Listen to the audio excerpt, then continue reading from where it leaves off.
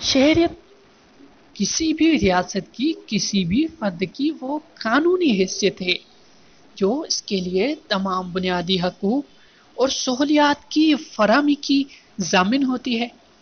شہریت کی اس قانونی حیثیت میں سمجھنے کی ضرورت یہ ہے کہ جہاں کوئی فرد اپنی ریاست اور وطن کے ساتھ تمام قانونی اور سماجی اقتدار کی پاسداری کا عہد کرتا ہے، وہیں یہ حکومتی اور ادارے احکامات اور قوانین کا بھی پابند ہو جاتا ہے۔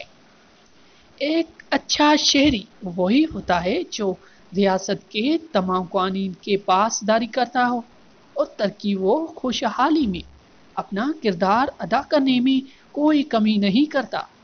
وہ اپنے فرائض خوش اسلوبی سے انجام دیتا ہے اور اسی طرح ایک اعلیٰ اقتدار کا حامل معاشرے تشکیل پاتا ہے۔ اسی طرح ایک کامیاب ریاست وہی ہوتی ہے جو عوام کی بنیادی حقوق ادا کرے۔ دنیا کے تمام ترقی یافتہ ممالک میں یہ قدر مشترک ہے کہ وہاں عوام و ریاست اپنے اپنے حقوق و فرائض خوش اسلوبی سے انجام دیتے ہیں۔ جب معاشروں میں انصاف کیا جائے تو وہاں استحال کم سے کم ہوتا ہے اور امن و توازن برقرار رہتا ہے۔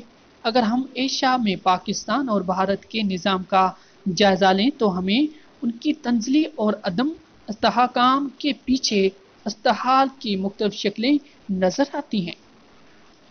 ہم اپنے ملک کی بات کریں تو بے شمار چیلنجوں کے ساتھ اس اقتصادی پابندیوں کا بھی سامنا رہا، لیکن افسوس کی بات یہ ہے ہمارے منتخب نمائندے پاکستان کے اداروں کی انگریز ایس او پیز کو بدلنے کی بجائے اسی پر قائم ہیں اور خود بھی نظام کا رونا روتے ہیں۔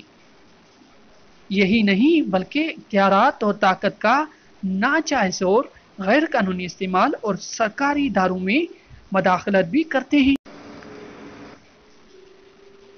امتیازی سلوک اور استحصالی رویے اپنائے ہوئے ہیں۔